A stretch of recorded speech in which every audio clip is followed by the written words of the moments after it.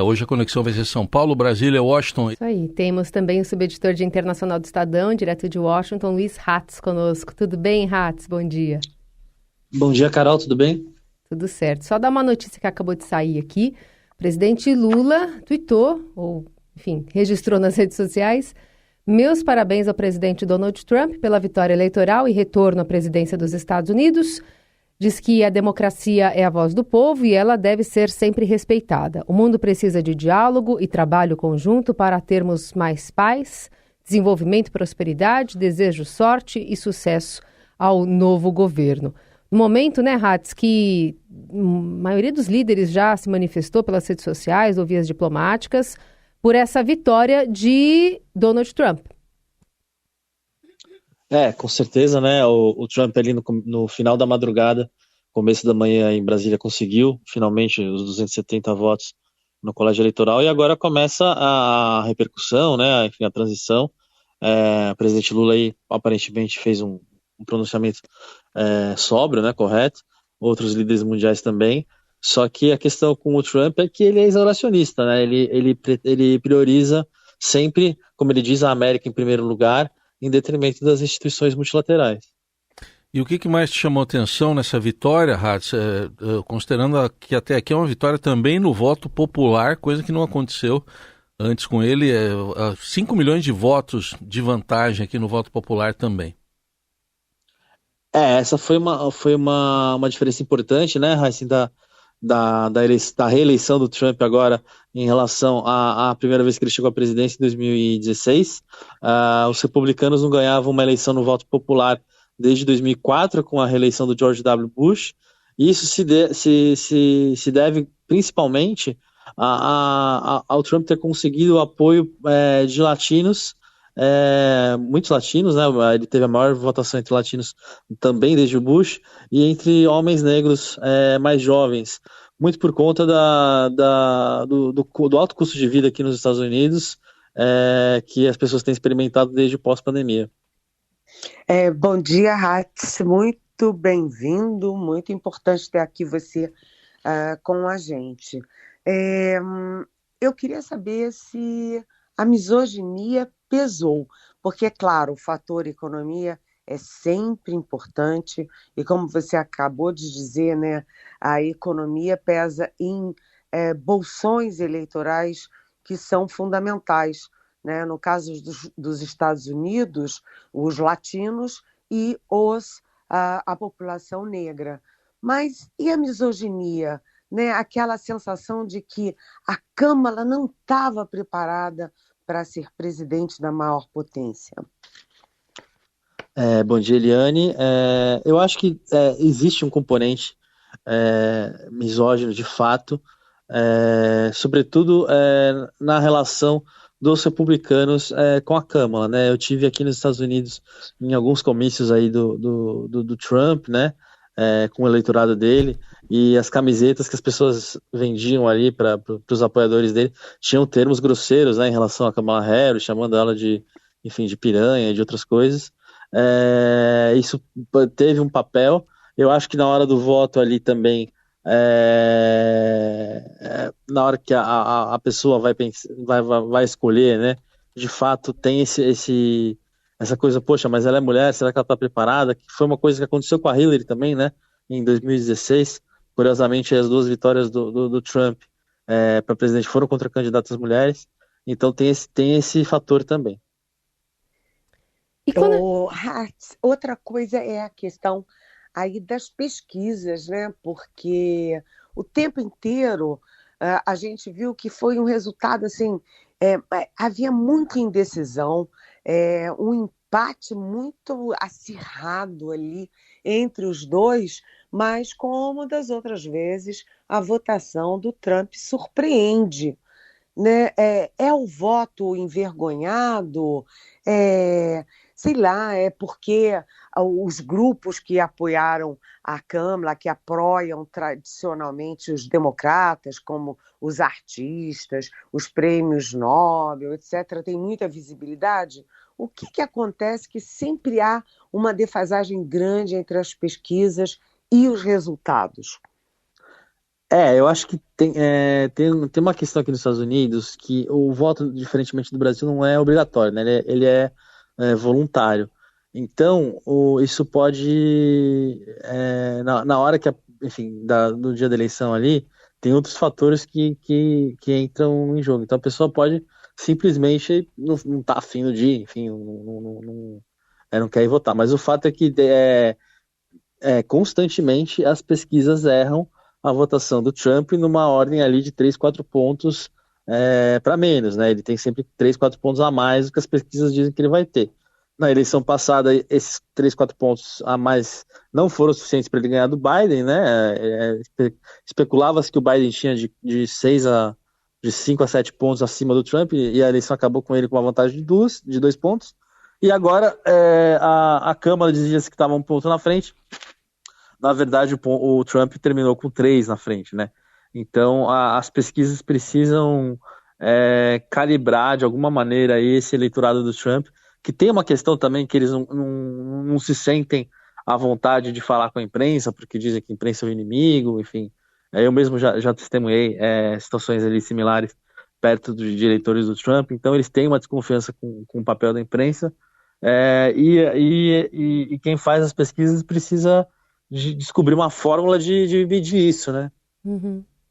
E Hatz, quando a gente pensa no que ele tinha falado durante a campanha, né, e privilegiou também nesse discurso mais cedo, falando de lealdade, né, dos que estão ao seu lado, puxou ali algumas pessoas, elogiando sempre essa questão da família e de quem o acompanhou e levou à frente essa candidatura, né? Teve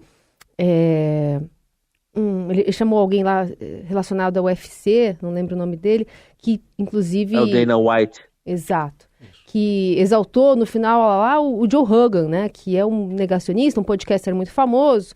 J.D. Vance fez entrevistas, ele participou desse podcast, mas é um lugar muito de reduto conservador e quando ele fala de lealdade, a gente vê que existe um cenário diferente que vai encontrar essa presidência em relação a apoio no Congresso, em relação ao número de ministros da Suprema Corte que são mais alinhados ao conservadorismo, a promessa que ele fez a Robert Kennedy Jr., né, de ser o secretário de saúde, um nome anti-vacina. Como é que se forma esse clima, talvez mais propício ao conservadorismo do que no primeiro mandato de Trump? E sobretudo, né, Carol, é um discurso muito masculino, né? Sim. Essa coisa do Dana White, do UFC, a gente estava falando de misoginia agora há pouco, tem tudo a ver também, né? Mas falando ali já da preparação pro governo do Trump, durante a campanha, até mesmo antes da campanha, ele batia muito na tecla da vingança, né, da retribuição, por supostamente ter sido prejudicado ali em 2020, o que é absolutamente mentira, né? Não existe nenhuma evidência disso, mas há o temor de que ele indique para o Departamento de Justiça, que é o Ministério Público, entre aspas, aqui dos Estados Unidos, né? Um chefe, um advogado-geral que persiga seus oponentes, né? Ele falava muito em perseguir o Biden quando o Biden era o candidato, depois começou a falar em perseguir a Kamala Harris. Então, tem esse temor, de fato. O Trump está se cercando apenas de pessoas que falam amém para ele, né? Diferentemente do que foi o primeiro mandato, que tinha o que o pessoal aqui chamava de os adultos na sala, né? Que davam uma segurada nos ímpetos aí mais autoritários do Trump. No primeiro então mandato. Tem esse medo, né? Agora, no discurso, pelo menos ali da vitória, não foi agressivo, né? Não teve esse tom de vingança. Chamou atenção esse aspecto também porque ele não é o que ele vinha adotando na campanha. Parecia até um Trumpinho paz e amor. Em 2016 também, né, Raíssa? Ele parabenizou a Hillary e tal, mas uma coisa é o que ele fala, outra coisa é o que ele faz. A gente tem que esperar, enfim, ele assumir aí em janeiro a presidência e ver quais são as primeiras medidas que ele vai tomar. Mas, como eu falei, de fato, existe esse temor de que, cercado de pessoas que não falam não para ele dê vazão aí aos seus instintos mais radicais. Agora, Hart, a eleição americana, claro que sempre interfere no mundo inteiro, tem impacto no mundo inteiro, mas a eleição, particularmente do Trump, tem um efeito ainda maior, já começou aqui no Brasil, inclusive, né, com o bolsonarismo em festa. Mas como é que ficam as duas guerras, né? Como é que fica a questão aí da Ucrânia, principalmente, e se muda alguma coisa em relação a Israel e, enfim, a guerra no Oriente Médio, né? Eliane, em relação à Ucrânia, o Trump já deu diversas declarações ao longo da campanha que por ele o Putin pode fazer o que ele quiser, que não importa muito. O Trump tem uma posição bastante isolacionista, né? Como eu falei, para ele é America First, né? E o resto não lhe diz muito respeito. E ele tem aí laços com o Putin desde o primeiro mandato, então eu acho que o futuro da guerra da Ucrânia, como a presidência do Trump, sinaliza para uma derrota ucraniana, ou pelo menos para uma negociação onde o Putin consiga aí basicamente bastante do que ele quer ali na Ucrânia, sobretudo no leste da Ucrânia, né, na região ali de Donetsk, de Luhansk. Em relação a Gaza, é um pouquinho diferente, porque, enfim, o apoio a Israel aqui nos Estados Unidos é bipartidário, né? Todo mundo defende os israelenses, né? E, sobretudo, quando tem conflitos ali na região, os democratas e os republicanos apoiam Israel, assim, de uma maneira irredutível. Agora, vamos ver como se dá o papel de Israel, né? O Netanyahu ontem demitiu o ministro da Defesa, que também era um cara que falava muito não para ele, né? O Netanyahu que também tem assim como o Trump, um instinto ali mais radical. E vamos ver como vai. Eu acho que, a princípio, a tendência de o Trump dizer não para o Netanyahu é muito menor do que o Biden, ainda que o Biden não tenha dito não de fato. E só para registrar, né, o Zelensky já reconheceu a vitória do Trump e cumprimentou ele. Ele já deve estar sentindo aí a ameaça pairando sobre a Ucrânia, né? Não, com certeza, né? A guerra da Ucrânia foi um dos temas aqui, porque muitos americanos sentem que eles estão financiando uma guerra quando o país está numa situação difícil do ponto de vista do custo de vida, né? Inclusive os republicanos falavam, o Zelensky só vem aqui para os Estados Unidos basicamente para pegar o dinheiro para comprar as armas, né? Então é complicado. Muito bem, a gente agradece demais a participação do Luiz Hatz, direto de Washington, conversando aqui com o ouvinte Teodorado. Mais cedo ele estava ao vivo na TV Estadão, estava escrevendo matérias para o portal. Tem também um podcast que a gente indica, que é Uma História Americana, uma série com os principais nomes, né, à frente da presidência dos Estados Unidos, que culmina, né, com o que a gente está vendo hoje, né, o recado que foi dado nas urnas americanas. Hatz, obrigada e bom trabalho e bom descanso para você também. Obrigado. Ontem Hatz foi longe o indormido. a jornada. Longa jornada. Obrigada, Hatz. Um abração, tchau. Seguimos com Eliane Cantanhede, com análise política direto de Brasília. Eliane, hoje tem reunião do Copom, as apostas indicam alta de 0,5 ponto na taxa de juros, mas tem ainda a vitória do próprio Trump no radar. Há pouco o ministro Fernando Haddad foi perguntado aí por jornalistas sobre a vitória do Trump. Ele disse que muitas falas que causam apreensão ocorreram durante a campanha, mas que entre o que foi dito na campanha e o que será feito há uma distância. Ele até citou isso que eu falei há pouco, que o discurso de hoje do Trump foi mais moderado do que na campanha, mas afirmou Haddad também que o Brasil tem que cuidar da sua casa, qualquer que seja o cenário externo. Enfim, o que dá para esperar desse aspecto econômico do Brasil e dessa taxa de juros? Pois é, essa vitória do Trump, né, como a gente estava conversando com o Hatz, mexe com o mundo inteiro e claro que tem efeitos no Brasil, né? A gente lembra que o Trump sempre tem um discurso mais radical de campanha. Isso aconteceu na primeira eleição dele e está acontecendo na segunda, já no primeiro momento. Ele tem um discurso mais radical, ele busca o conservadorismo do eleitorado, principalmente ali daquele meião dos Estados Unidos, mas não só, né? E depois, quando ele ganha, ele ameniza, ele faz, vamos dizer assim, ele faz uma guinada mais moderada para esse discurso, o que é bem-vindo, né? É, é melhor do que a radicalização. Mas, enfim, hoje tem a reunião do Copom, e o Copom, né, está muito pressionado, o Banco Central vem sendo muito pressionado por 3 fatores.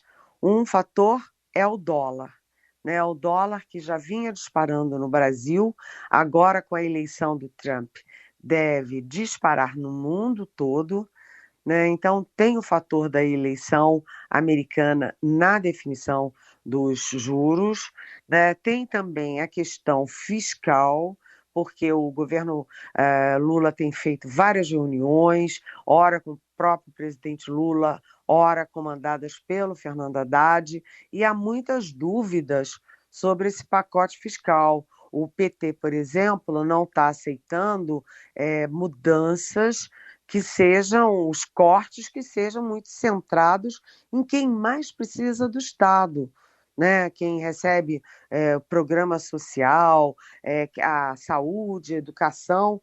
Então, isso tudo pressiona também. Tem ainda muitos fatores pressionando a alta dos juros. E a gente vai chegando no final do ano não apenas com essa decisão, que é assim, pulo de 10, né, de que vai aumentar 0,5 percentual, mas também com a tendência de continuar aumentando os juros, contra todo o discurso que o presidente Lula fez até a eleição do seu indicado, que é o Gabriel Galípolo, para a presidência do Banco Central. O Lula não tem falado isso, mas a tendência é sim, de continuar aumentando os juros agora em 2024 e também já entrar em 2025 com tendência de alta. Muito bem, Eli, só para a gente fechar, reuniões ainda acontecendo, né, sobre cortes de gastos do governo para serem anunciados em breve? Exatamente. Ontem a gente viu, né, o presidente Lula começou essas reuniões com, por exemplo, a ministra Nízia Trindade da Saúde, com o Camilo Santana da Educação. Agora continua também pela área social, o Wellington Dias, que é, vamos dizer, o ministro dos programas sociais, né? Vem aí também áreas importantíssimas como transporte, como defesa, né? Para se chegar aí a um acordo. Cortes haverá, né? Haverá cortes, mas atenção, o problema é criar as prioridades. Então tá para sair a qualquer momento, mas o anúncio assim de bastidores do governo é que não dá para misturar exatamente hoje, né, eleição americana, que está ocupando todas as manchetes, todas as energias no mundo inteiro, com o anúncio de corte de gastos. Então, é possível que fique mais para o fim da semana. Só queria registrar o efeito também político da eleição americana aqui no Brasil, né? O bolsonarismo está em festa.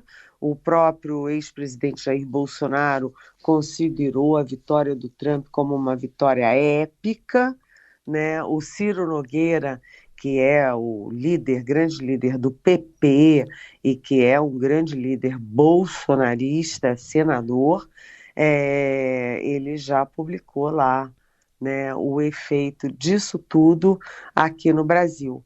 Os conservadores estão em festas. Isso significa que depois de perder as eleições municipais do Brasil, no Brasil, a esquerda e o próprio PT também sofrem uma segunda derrota, porque a eleição do Trump tem efeito econômico e efeito político também dentro do Brasil.